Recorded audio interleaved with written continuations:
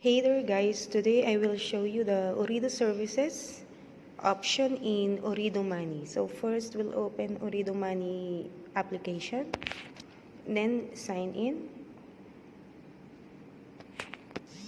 So delete this again.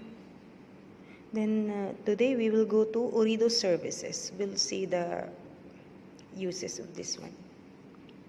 So in Ooredoo services, if you want to recharge a card like that or international top-up, so you can see it here. And for passport roaming, Shari bill payment, it's here also. So for example, Hala top-up, we'll tap this. If you want to send, for example, 10 reals to your account or to other accounts, so you will just follow the instruction only. Then next is data recharge. So if you want to send data recharge to your friend or to your number, you can see it here. So for example, your own number. Then denomination will be QR10 for 500 MB. So just tick this terms and conditions, then next.